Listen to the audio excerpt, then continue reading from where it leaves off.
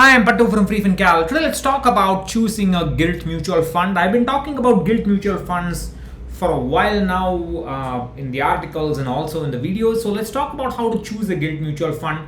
But before we begin, if you want to choose debt funds, any kind of debt funds, then you must be willing to do some research. You must be willing to study some past fact sheets, mutual fund fact sheets. You have to download them from the AMC site and study them in some detail.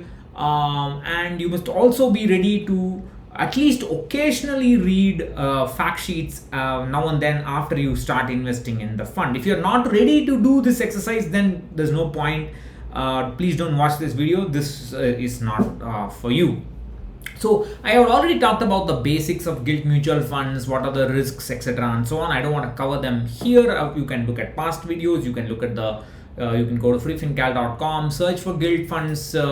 You should be able to get it.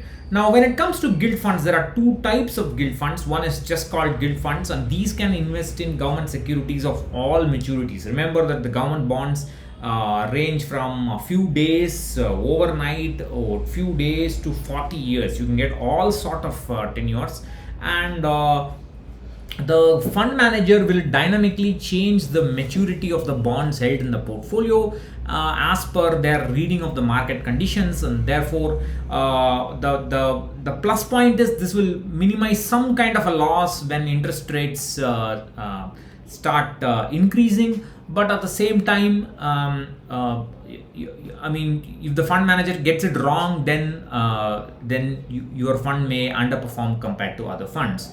The other option is to choose a gilt fund with a 10-year constant maturity. Then the average maturity of the fund will always be close to 10 years.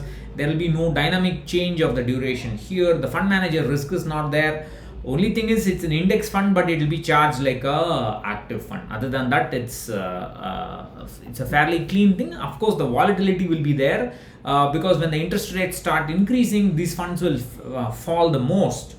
I mean, if people who are not ready for such volatility should avoid such funds or gilt funds in general. All right. Now, with that said, this is a checklist for the selection.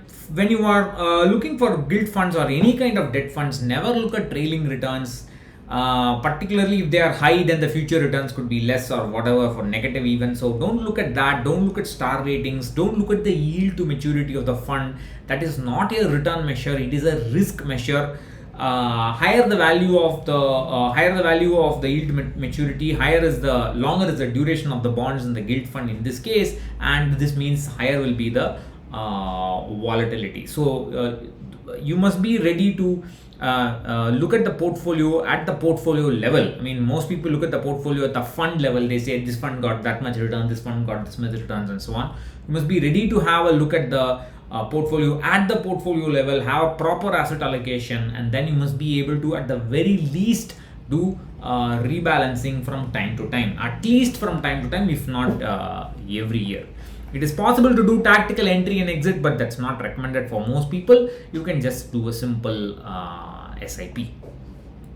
Fine, or invest monthly. That's all you need to do. So there's only one quantity that you need to understand if you want to study gilt funds. That's called the average portfolio maturity. So if you have three bonds with 1 year, 5 year, and 15-year maturities, and with weights as 10%, 30%, and 60%, the average portfolio maturity is simply the weighted average. 10% into 1 plus 30% into 5 plus 60% into 15.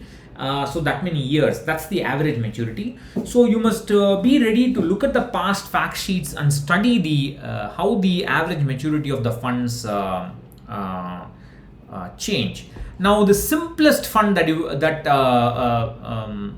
the simplest strategy, I would say, is that of HDFC gilt fund. You can see the repo rate shown here, and as the interest rates keep increasing, the fund manager tries to increase the average maturity of the fund.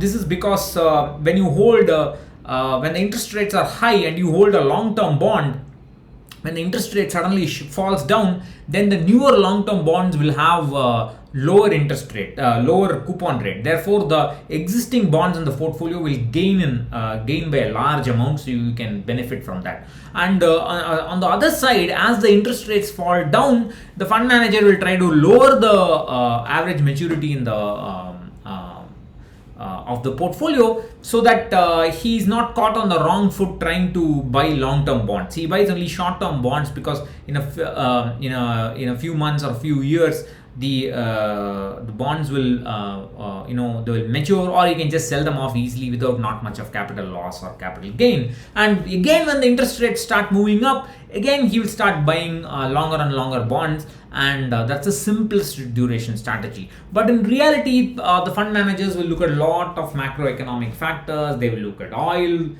they may even look at gold, they may look at current account balance, whatever. So many different macroeconomic factors will be used, and we don't exactly know what they are. And if you look at SBI, you can see how much they churn the portfolio. Generally, overall, the trend is up here and down here, but in between they do a lot of churning. It doesn't really matter because you're not going to pay tax for that. It's not a big deal for you. Also, ICICI Gilt also has a similar strategy, but they churn not as much as SBI, but more than HDFC. But they use a debt valuation index, which they publish every month in their monthly fact sheets. You can't make head or tail of it. It's not easy to make it because they don't tell you what they exactly do. They have this factor, that factor, and so on. But the general logic is, when the interest rates are high, try to hold long duration bonds, and then when the interest rate falls, try to reduce the duration.